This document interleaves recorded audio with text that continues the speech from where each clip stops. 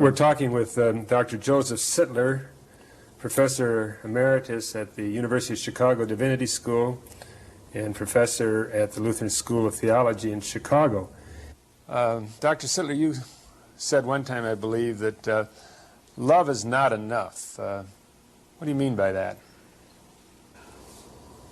As in most cases, one begins to think about a subject in a fresh way when he's presented with a fresh occasion. And about a month ago, a number of folk from various parishes around Chicago came together in a parish to prepare themselves to introduce the need for reacting to world hunger. And they asked me if I would open the meeting with a kind of a statement on the subject. And as I reflected upon what I might say and knew the statistics for that human awesome thing to which the world hunger refers, and reflected upon the sheer size of it, I had to ask myself, how can I say a thing that will really incite people to have some vision of the size of this problem, and how can we evoke from them an appropriate response? And it was in getting ready for that little speech that I began to look critically at the word we always use in that connection, the word love. And what I'm going to say now are the thoughts that I tried to bring together for that event, but they've they've continued to trouble me since that time. First of all, if a child stands before me in a picture with an empty rice bowl and a swollen belly and a ravaged face of the starving, then it is no problem to evoke from me both affection for that child and a loving motivation to help, to fill the bowl with rice. But suppose you translate, as is necessary now, you translate that child or 1,000 childs into 45 million people who are now involved in what we are called world hunger as a problem. How are you going to evoke love to a massive data like that? Love one-to-one, that's no problem. But I think there's almost a law in human nature that when the size of an issue increases, the difficulty of an evoking in response to it also increases.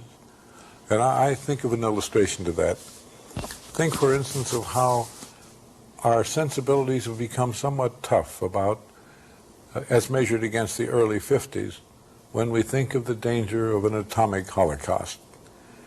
The sheer mass of the world armaments, the potential for destruction, the unthinkable incineration of our whole planet, which is a possibility. This becomes so vast we throw up our hands in consternation and say, the problem is too big even to get into the head. We cannot really measure it in personal terms. It's out of scale with human thought. There's a poem by American poet Richard Wilbur that says this so well. It's called Advice to a Prophet. He apparently wrote the poem having heard a preacher talk to his congregation about the rockets and the potential for destruction that lies in atomic fission when applied to warfare. And apparently the poet went home and wrote a poem, Advice to a Prophet. And he makes this point. He's telling the preacher, don't use big, incomprehensible images. Bring the problem down where we can understand it.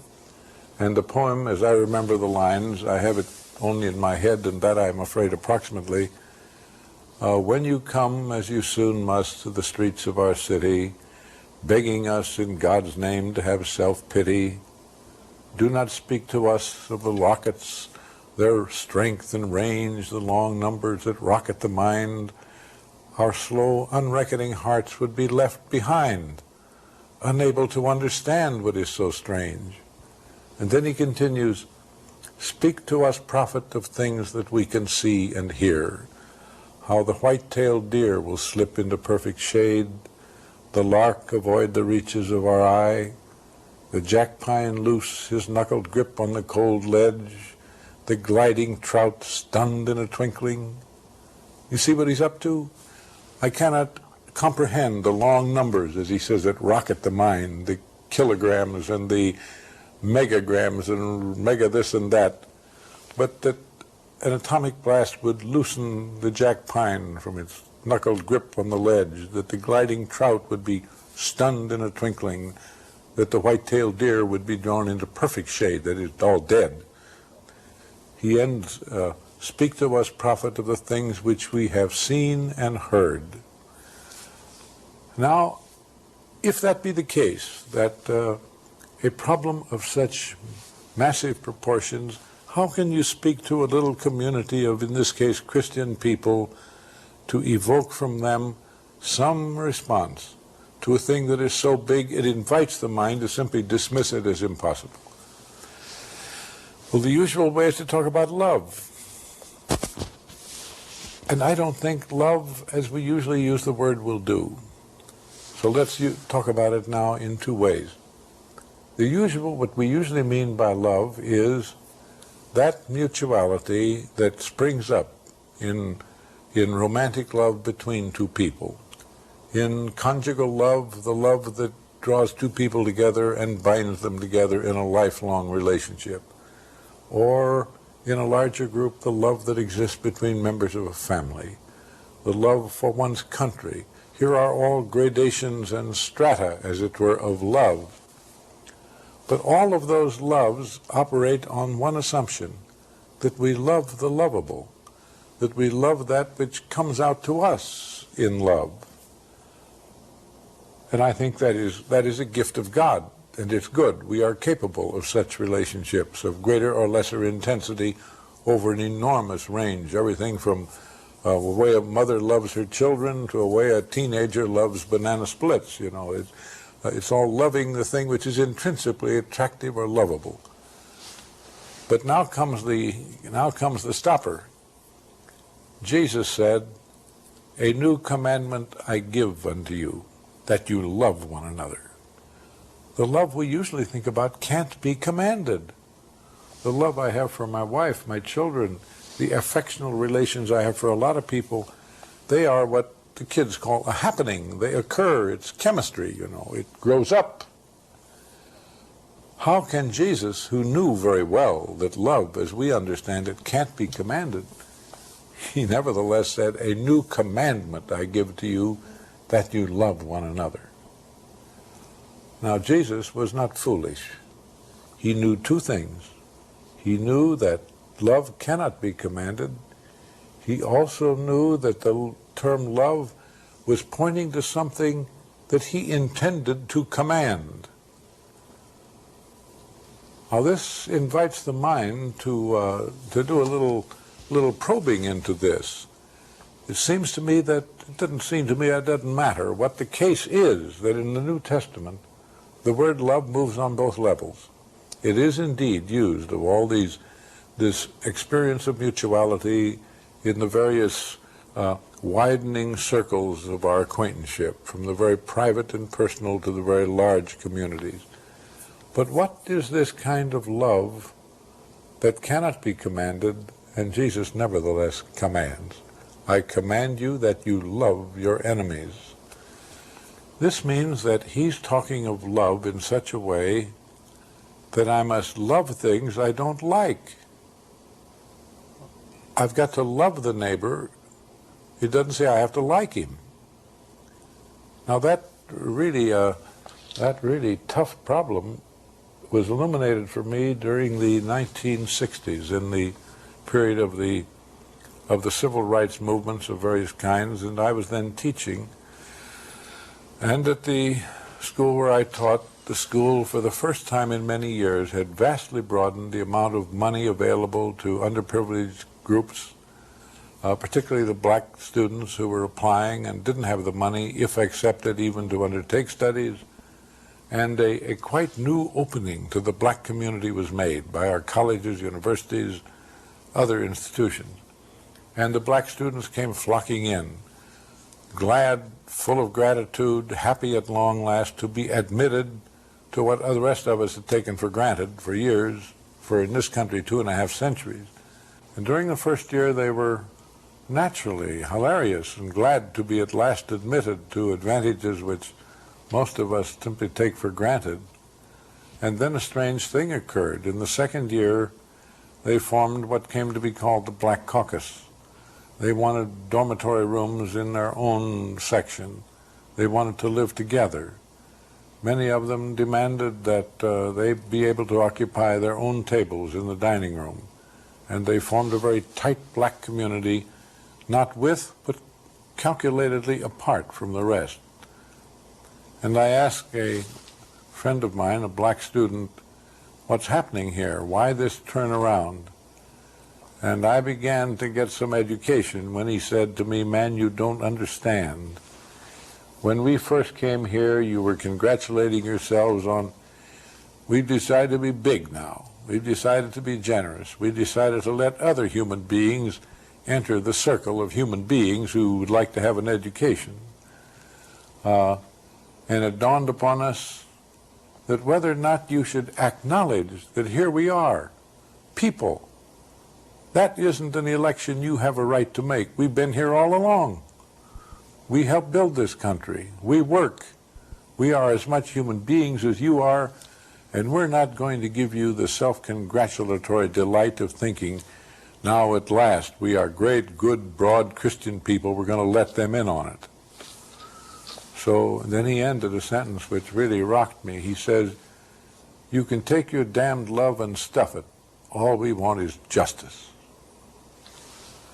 And it was that point I began to see that love can be used as a kind of analgesic to cover over our failure to obey the demands of justice. Love can be a kind of self-congratulatory, pious acknowledgement that we really ought to throw a few crumbs to our fellow human beings who are of another color. And when this man said, "Take your love, all we want is justice," I came, I think, then within shooting distance of what Jesus may have meant when he says, "A new commandment I give to you." A new commandment.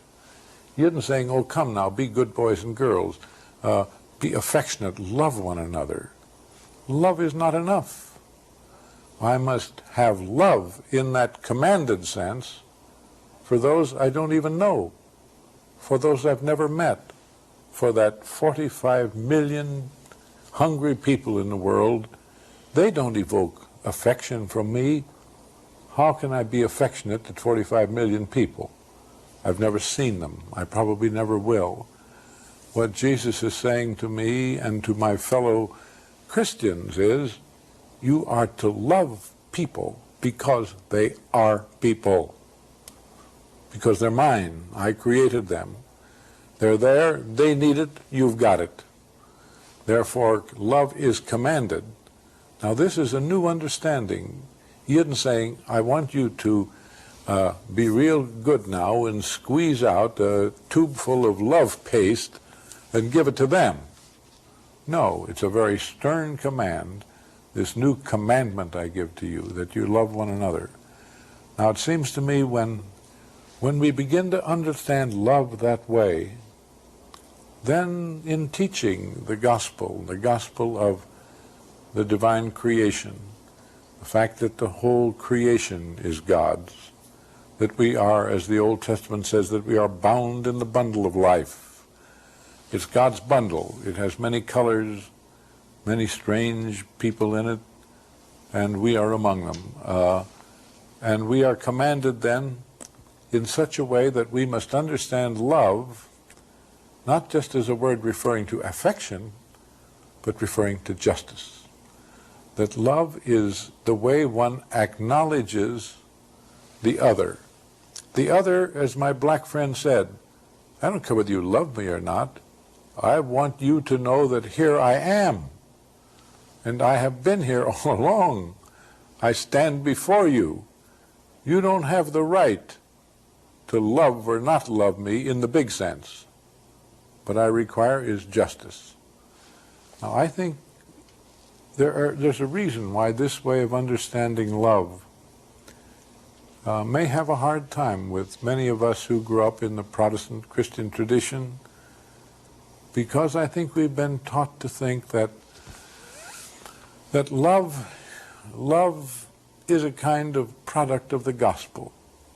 That it wasn't until the gospel of Jesus Christ was preached, or the gospel of God became incarnated in Christ, that it wasn't until then that we really had a power whereby to create a new kind of a world, new human relations. I would suggest that the Lutheran, particularly the Lutheran distinction between law and gospel, is much too absolute, because the word law refers to the elemental structures of creation. And among these elementary structures is the fellowship of mankind. And God doesn't say, come now, love people, but he says a new commandment. You are to love one another. In a sense, it goes far beyond that small circle of those with whom I am affectionately related. It demands more than just my affection. It does not even come to me with a kind of chemistry of mutual affection and tenderness. I am to love the unseen millions in the sense that I admit them to the largesse of God's creation. If love is commanded, then the Christian dare not put limits around that command. But it is also true that the circumstances in which we live do not permit, they set limits to our obedience to that command. We should love as far as we can and bring every situation within the category of justice, not affection, so that when we hear that world hunger exists in comes to us in dramatic forms in Cambodia and in Bangladesh and in Namibia and so forth and other places, we must think of what we can do about those people, not simply in terms of would it give me a good feeling if I reach deeper into my checkbook and see to it that our community does as much as a very great deal toward that. I shouldn't measure whether I do that according to the degree of my felt affection. I am commanded by the Lord of the church and my Lord, you are to, this new commandment I give to you, you are to love one another. He called upon me not only to do something about world hunger, but to constantly ask why it is that the richness of this world is controlled, managed in such a way that in the midst of world abundance, hunger exists. What are the schemes of ownership, land ownership, economic policies, the kind of various relations among peoples that keep me from admitting the presence of certain whole sectors of the world because my government at one time or another says, well, they're our enemies. So that all I'm saying is I do not think it's possible to penetrate all the orders and combinations of this world in such a way that love, as I'm talking about, should penetrate and absolutely transform them. No, but I think the Christian community exists as a tough and unexpungible and vehement community that says love, which is justice, which is love operating at a distance, that love ought to control our thinking about these problems and our efforts to ameliorate them. I want to go back to that phrase that, in a sense, justice is love operating at a distance. Joe, how does what you're saying about love and justice tie in with the hope for some lessening of the arms race? That arms are necessary given the concupiscence and selfishness and aggressiveness of all the sons of men and their daughters. It would be idealistic and unrealistic to say that no arms were ever necessary. But most of these things are matters of judgment. At what point the arms necessary for legitimate governmental purposes for the maintenance of order and defense, at what point does a policy which acknowledges the need of such things turn into a love of power, hegemony? We intend to be number one. At what point does our judgment undergo a subtle change in which it passes from a necessary judgment in terms of order to a kind of national pride in terms of world domination? And at that point, I think this is the greatness of the game of politics, and even the moral obligation of the political sphere. A famous moral theologian once said, "To be moral is to know what you're doing." And in that sense, there is no field of human decision or law enactment or the maintenance of public order which is not a realm for moral reflection. And that's a very hard thing to do, because even within ourselves, when do we have enough to have a decent security? Well, only when we have a little more than we have. To pick up on that one, because, I could live in a smaller house. I could drive a less expensive car. When is enough enough? How do I make a judgment on when I have enough of this world's goods and how much of it I should be parting with? Well, I think we cannot make a kind of canonical judgment and then enact it as a kind of series of guidelines. Enough for one person is obviously not enough for another. And there are just plain material grounds why that is so. But what most of us think out of enough is not calculated on terms, on such gross and earthy terms of how much rent do I have to pay, how much do I have to pay for my house, how much food do I need for my family, how much cost for education. We could figure those things out and leave a decent margin, but we usually don't think of enough in those terms, do we? There's always the whole banned realm of consumer goods, about 2/3 of it which is not necessary for survival or even for decent human existence. So in that sense, enough is always, as they say, a little bit more than I presently have. Now I know each man must, as Luther said, each man must do his own